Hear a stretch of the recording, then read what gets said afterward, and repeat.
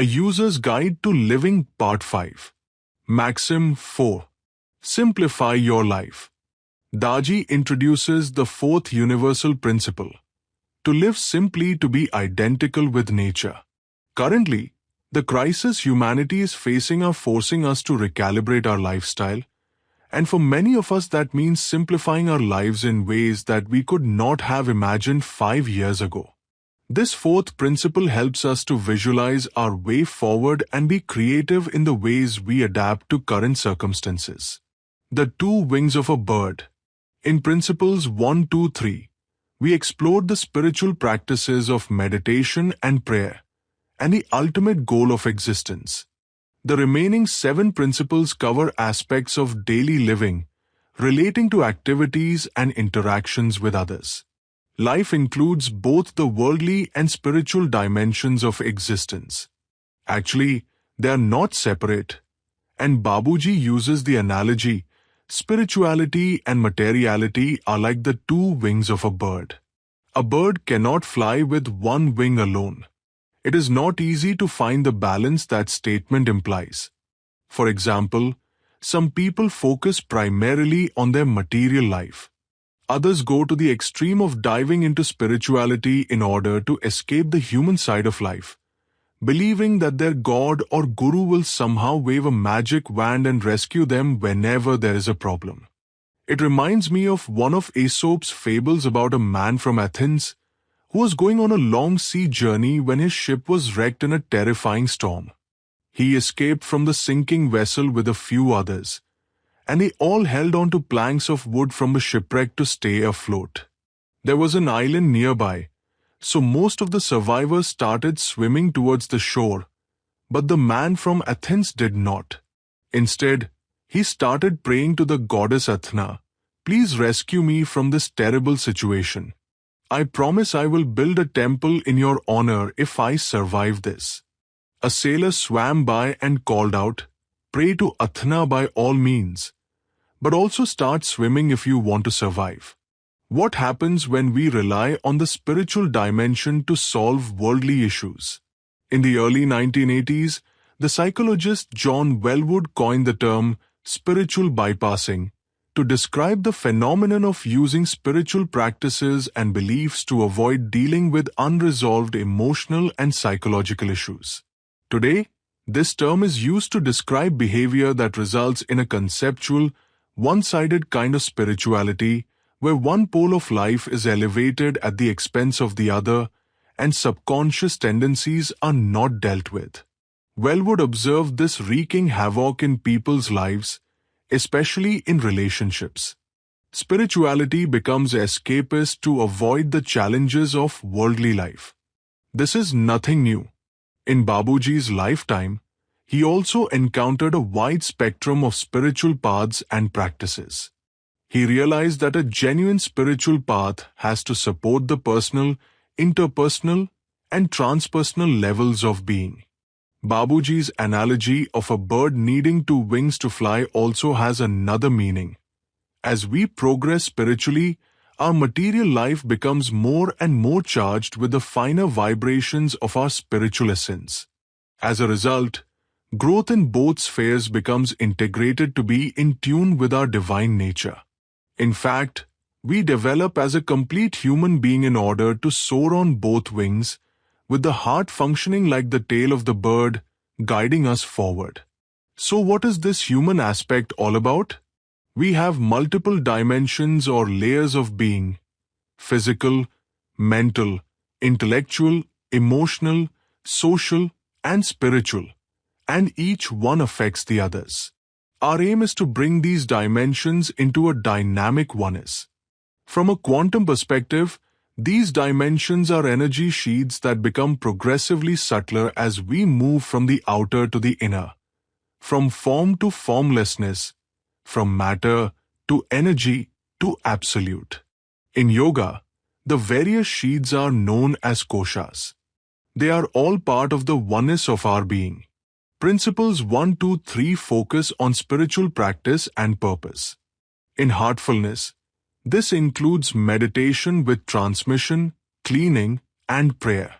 There are also additional practices: such as point A meditation to develop universal harmony and brotherhood, point B cleaning to manage and moderate sensual energy, and a universal prayer for peace. Together, they regulate the mind, purify the heart, and help us to expand our consciousness as we journey through the chakras. But what about the remaining 22 to 23 hours of the day, which we spend with family and friends, working, studying, enjoying hobbies, recreational activities, and sleeping? Are we conscious of how our inner state expresses outwardly in our behavior at those times? This brings us to the next set of principles, which help us to develop a lifestyle in tune with our inner growth. Simplicity. Principle 4 is about the essential value of simplicity. Principle 4. Simplify your life so as to be identical with nature. This follows directly from Principle 3. When we are aligned with our goal, complete oneness with God, life simplifies across all dimensions. God is the ultimate simplicity, so the only things that will take us there are simple. The minute we are able to let go of our own complexities, this magic happens. That is why so much importance is given to acceptance and surrender in spiritual systems. Surrender is the key to simplification. Now, how can we work with this value of simplicity to transform ourselves from the inside out? Enter the belief system. We have 3 bodies: physical, subtle, and causal. The causal body is the soul, our eternal essence. The field that emanates from the causal body is the subtle body of pure consciousness, Chit, and the other subtle bodies, including consciousness itself, Chit, ego, ahankar, intellect, buddhi, and the contemplative mind, manas, are functions within this field of consciousness. The ego is our individual identity, and in its original form it is only identity without any preconceptions or attachments.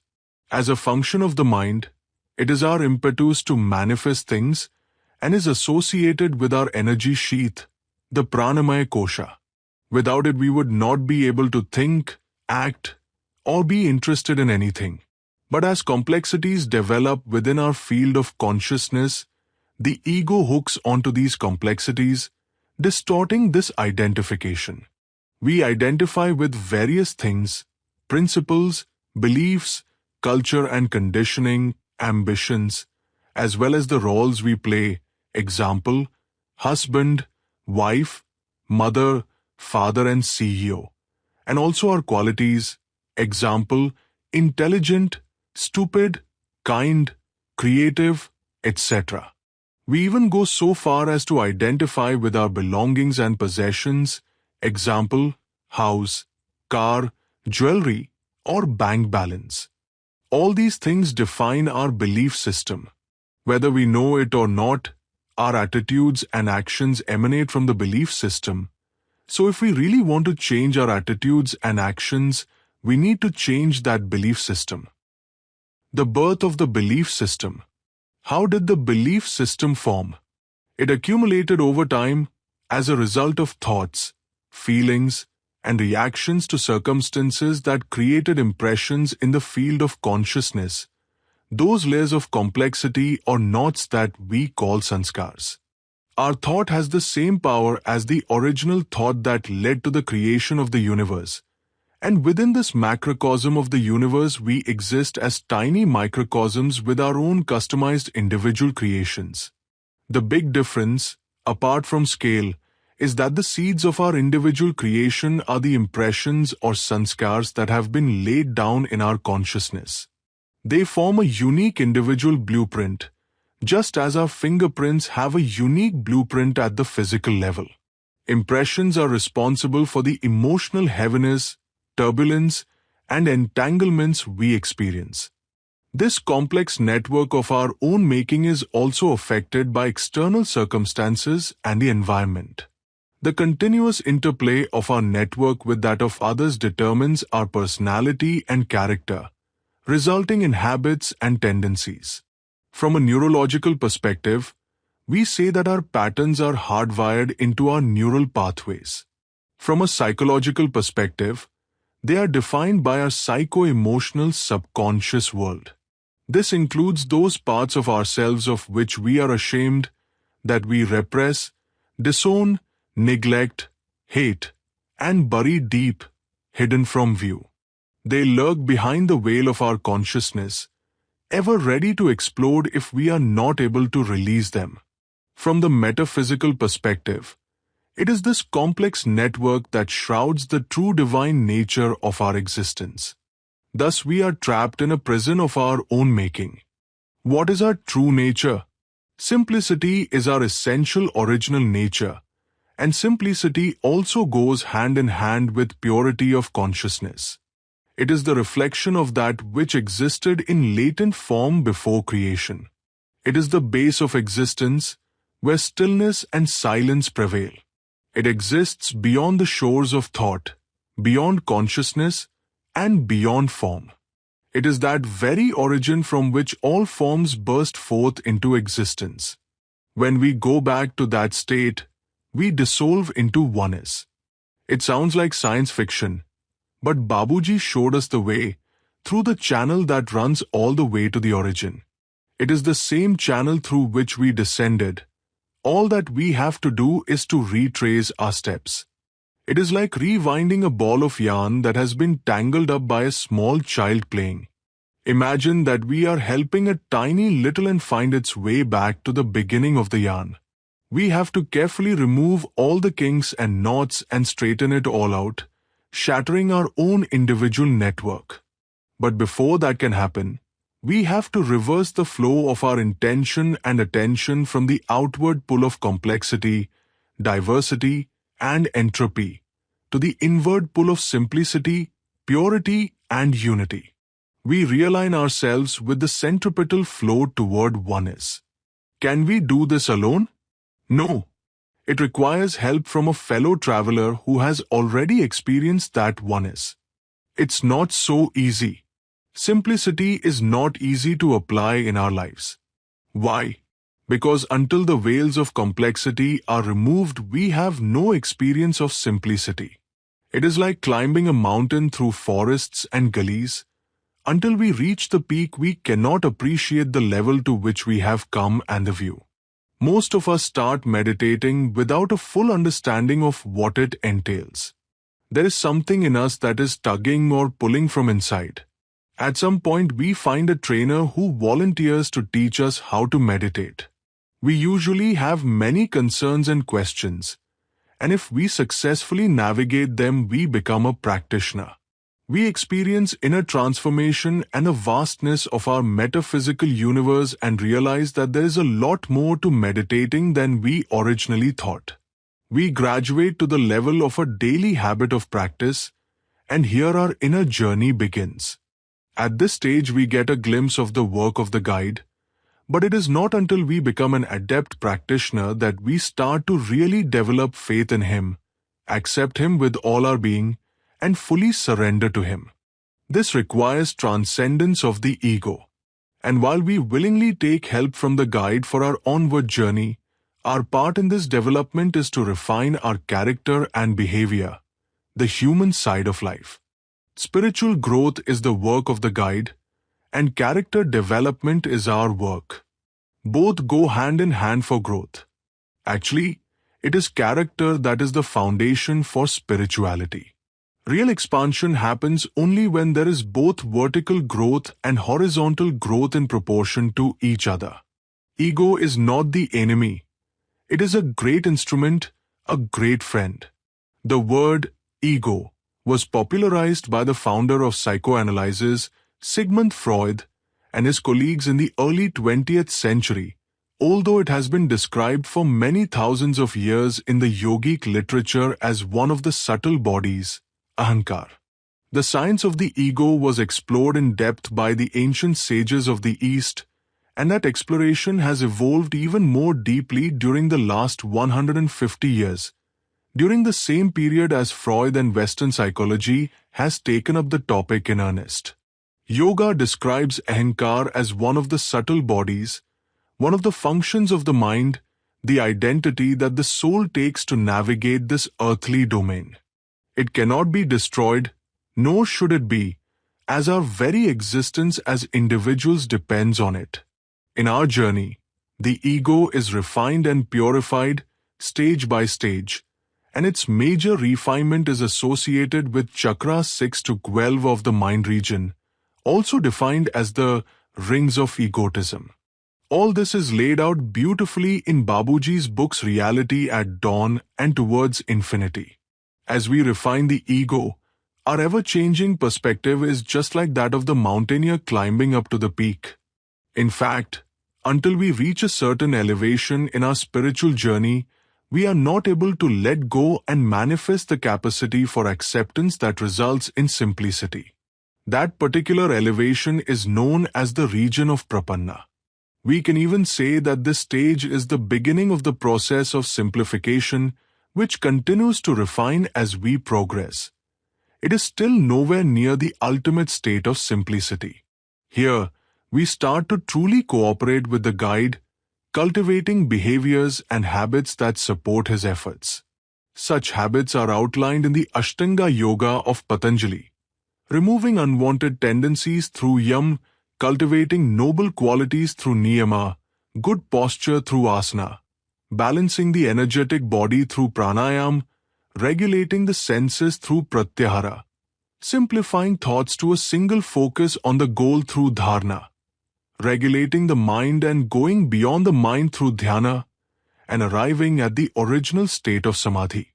Another way of presenting the same aspects is through these 10 principles that originated in Babuji's 10 maxims. They contain the same content in a modern context. Babuji also gave us practical solutions. So there are heartfulness practices and meditations for all these aspects, which are described in detail in the literature of heartfulness. Weaving our destiny with purity and simplicity. The latent power that was present at the time of creation is present in us, too, although generally it is trapped inside the cocoon of our own creation. By rekindling it and using it in the right way, we can attain the ultimate goal. In Babuji's words, we can try to re-own the latent power that is the very quintessence of nature by breaking up the network interwoven by yourself. Taking up as the ideal the simplicity of nature, which is before everybody's view, we may set to work for the attainment of the goal in a way that all senses, having merged, may become synonymous with that which remains after the fading away of previous impressions. In spiritual practice, we purify the subtle bodies. And the parallel in our character refinement is simplification, the removal of behavioral complexities. Patanjali says the same thing in his Yoga Sutra, when he explains that our arrival at the stillness of the latent state is the result of two things: practice, known as abhyas, and the ability to let go of all of our desires and wishes, known as vairagya. 1.12 Abhyas Vairagyabhyam Tat Nirodh. The vrittis are stilled through spiritual practice and the letting go of all the mental colorings. Through practice and the removal of unwanted complexities. Yam, we start to resonate with the absolute state, the original state of stillness. Restlessness disappears. In Babuji's words, we must go on reducing activities, shaking off all superfluities that have entered our being for the purpose of shattering our individual network and assuming the purest state we have finally to acquire. As we simplify our life and resonate with our divine nature, we become purer and purer. Babuji gave a beautiful message to some of his associates in 1982. We are all brethren connected intellectually, morally and spiritually, the main goal of human life. This and that have gone now. There remains the purity alone in all his work and environment which weaves the spiritual destiny of the being with the ultimate. Once again, he speaks of our spiritual connection as the main goal of human life. This and that refers to duality, to the opposites of material existence, good and bad, right and wrong, dark and light, etc. So we eventually go beyond the opposites. We transcend the dualities of worldly existence where purity starts dawning more often. Simplicity in action. These are hints of what we need to do. It is our work to take these hints and apply them in day-to-day life. The message of Principle 4 is to simplify life so as to be identical with our divine nature. So let's see how we may apply this in our lives. Outer nature. Living a life that is in tune with the natural world around us means resonating with it, being in tune with the rhythms of nature, and not hurting any living being without cause. Humans are the only living organisms that swim upstream against the current of the rhythms of nature. We re-establish our harmonious relationship with nature when we simplify our habits of eating, sleeping, exercising, breathing, and every aspect of life to be in tune with natural cycles. Listening to the heart, as well as the body and its messages, will also help us be attuned to nature. There are also other principles and rules that govern nature. For example, there is plenty of diversity in nature. Being open, accepting diversity, and seeing the unity in diversity are lessons we can learn from nature. Also, nature gives without holding back. It does not hoard. When we are generous and share our gifts with others, we are in tune with nature. And emulating nature's contentment and serenity is another way of being in tune. It is also our duty to respect and protect nature rather than exploiting it. Activities that increase pollution, climate change, the elimination and harming of other species, and the exploitation and mistreatment of various races of people are to be avoided if we want to be in tune with nature. One way to do this is to live within our means and keep reducing our so-called needs. Many people adopt an extravagant lifestyle to impress others and increase their status in society. Having reasonable comfort is a genuine need. However, any kind of extravagance is the need of the ego. This can be avoided, and our current world situation is challenging us to do this. Inner nature. Then there is our inner divine nature, simplicity being its essence. Purity, humility, calmness, poise, joy and surrender go hand in hand with the simple life, and the result is innocence, which is the final condition we arrive at. Some final thoughts. In conclusion, try to work with both wings simultaneously to achieve real growth. The work of shattering our individual network and dissolving the tendencies of the mind is the spiritual work of the guide. He initiates the journey of our soul, loosens the knots in our subtle body, and takes us up, chakra by chakra, so that our consciousness can continue to expand toward the goal. This is inner work. Each time we meditate, we experience new conditions. In this regard, our responsibility is to practice meticulously to cooperate with Him. Taking responsibility. Then, for the human worldly dimension, the primary responsibility is ours, even though He also guides us in this realm as best He can. It is about continuously becoming a better version of ourselves. Can you imagine for a moment how you would like to see yourself in a year from now? Or when you are breathing your last, how will you present yourself to God?